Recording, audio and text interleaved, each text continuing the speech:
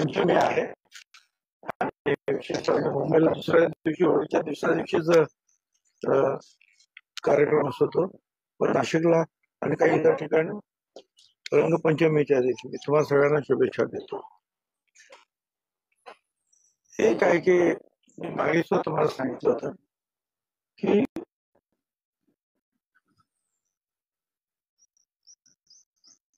तिकीटसाठी मला आग्रह नव्हता, मला तिकीट द्या, मागणी सुद्धा.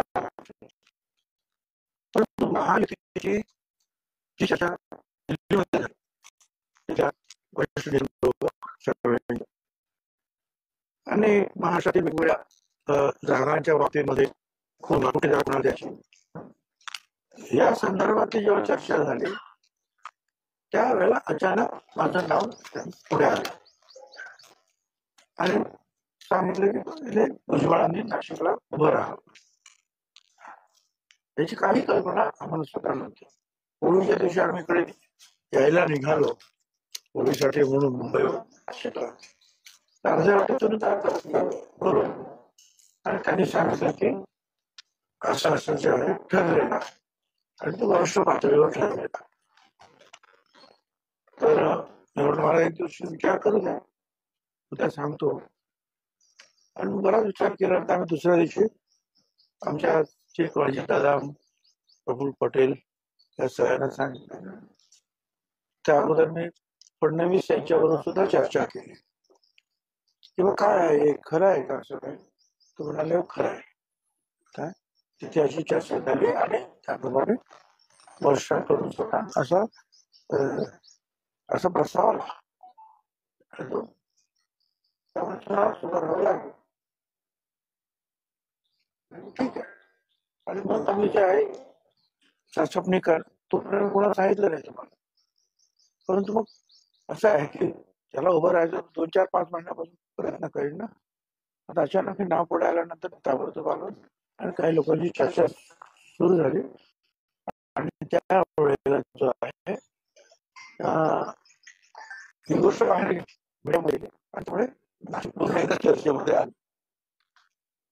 आता त्यानंतर असं जे काही दिसतंय मीडियाच्या माध्यमातून की इथले जे स्थानिक आमचे जे आता खासदार आहे शिंदे गटाचे हेमंत गोडसे यांनी फार आग्रह आहे. त्यामुळे तिथे काही चर्चा सुरू आहे. माझ्यापुरतं मी हेच सांगेन की जो निर्णय ते देतील तो मला मान्य आहे आणि महायुतीसाठी आम्ही सगळे एकजुटीने काम करणार. आता काय चर्चा असेल तो त्यांनी प्रश्न सोडवा. राष्ट्रवादी काँग्रेस पक्षाने मागे सांगितलं की जागा त्यांनी राष्ट्रवादी काँग्रेसला सोडली की आता तर राष्ट्रवादी काँग्रेस चिन्ह जे आहे घड्याळ तीच निशाणी असतात.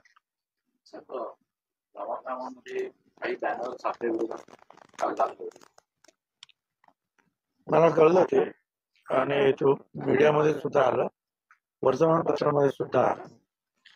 ते असं की मराठ्यांना विरोध करणाऱ्या छगन भुजबळला मतदान करणार वगैरे असं काही असं गावबंदी अमुक तमुक पहिल्याप्रमाणे. मला अगोदर सांगायचं की मी मराठा समाजाला विरोध कधीच केला नाही. पृथ्वीराज चव्हाण यांनी कायदा नारायणराव राणे आयोगाच्या माध्यमातून मी सपोर्ट केला, त्यांना आरक्षण द्या. विरोधी पक्षात होतो, मुख्यमंत्री फडणवीसांनी आणला मराठा समाजाला आरक्षण, मी सपोर्ट केलं. मी फक्त एवढंच म्हणालो की ओबीसी मध्ये अगोदर 374 जागा 54% जास्त लोक आहेत, गोरगरीब आहेत, त्यांच्यामध्ये नको वेगळं आरक्षण द्या. आणि त्याप्रमाणे वेगळ्या आरक्षणाचा जो हा प्रस्ताव आला त्या पुन्हा मी त्यांना सपोर्ट केला करा. आणि आता 10% जे आहे ते मराठा समाजाला वेगळं आरक्षण मिळालंय. मी ओबीसी मध्ये कुणाच्याच इतर आरक्षणामध्ये वाटा करू नका, वेगळं घ्या, त्याच्यासाठी पूर्ण प्रयत्न करा. आता ही माझी चूक आहे तर ती चूक केली, याचा अर्थ मराठा समाजाला विरोध नाही केला, मराठा समाजाला वेगळं आरक्षण दिलेलं. परंतु असे का बोर्ड लावता मला काही कळलं नाही. माझी सगळ्यांना सांगणं आहे, मराठा समाजाच्या कार्यकर्त्यांना, नेत्यांना, सगळ्यांना काय निवडणुकीच्या पद्धतीनं होऊ द्या.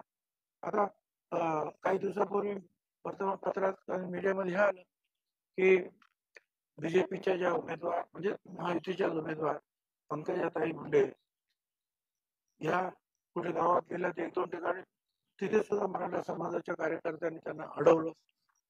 अरे त्याचा विचार काहीच बोलल्या नव्हत्या ना.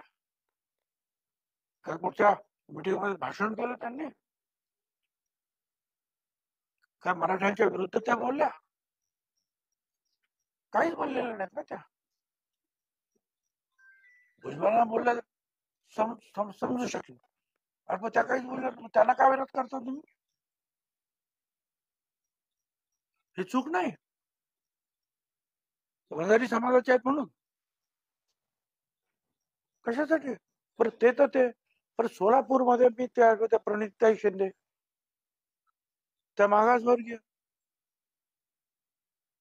त्या कधी बोलल्या या संदर्भामध्ये की मराठा समाजाला आरक्षण देऊ नका, की आणखी हे जे काही मी जे काय बोलत होतो किंवा जरांगे काय बोलत, तर कधीतरी त्या संदर्भामध्ये त्या काही बोलल्या का?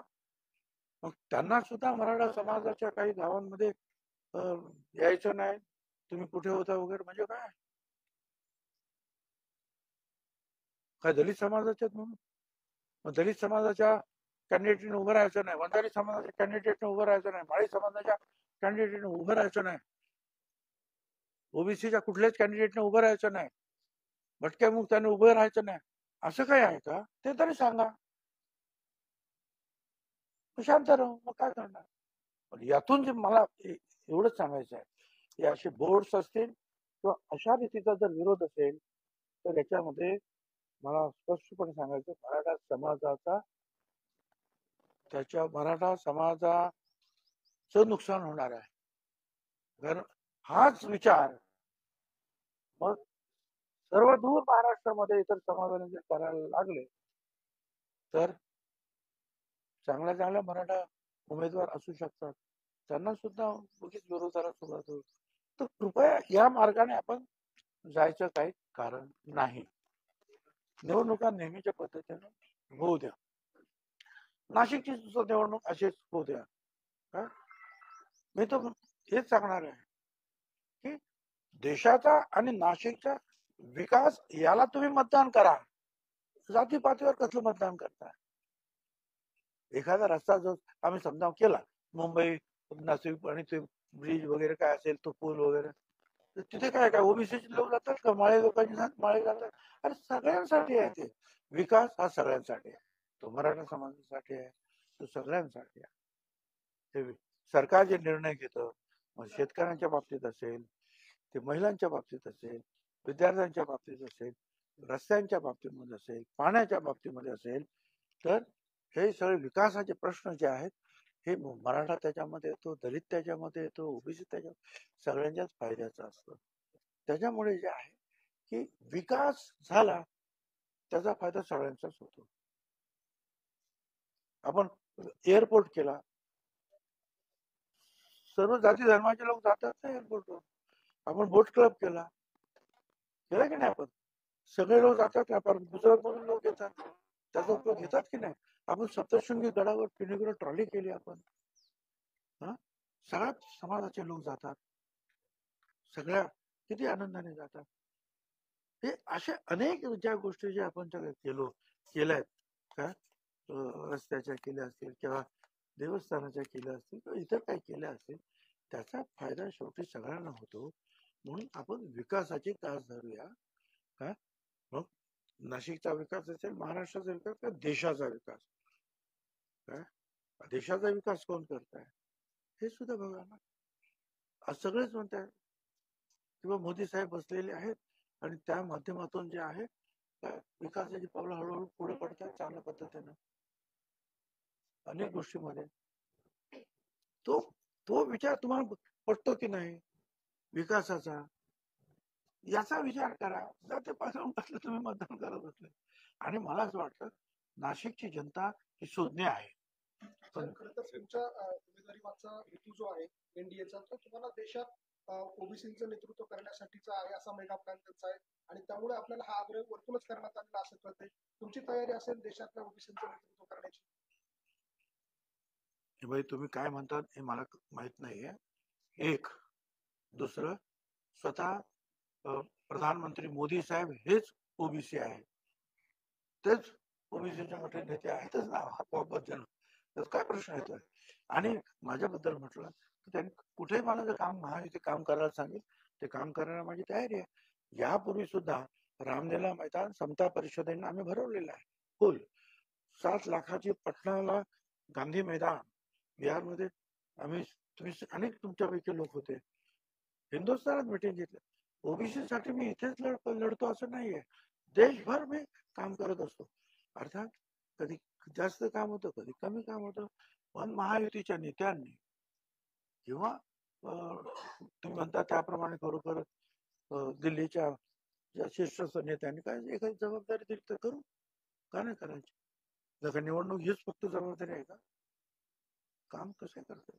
धन्यवाद. महायुतीमध्ये काही जागांवरती अद्याप पेच आहे अशा पद्धतीची बातम्या येत आहेत. भाजपचं एक लिस्ट आलेलं आहे. सातारचे नाही, मुख्यमंत्र्यांची एक लिस्ट आलेली आहे, फक्त राष्ट्रवादीची लिस्ट आलेली नाही. कधीपर्यंत जागा आपल्याकडनं येतील? अरे आता महाविकास मध्ये पण तेच चाललेलं आहे,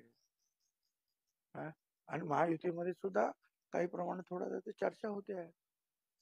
पवार काल परवा तर तुम्ही अशी न्यूज द्यायला सुरुवात झाली की पवार साहेब सातारला उभं राहणार. कोणीतरी मला सांगितलं, खरं आहे काय?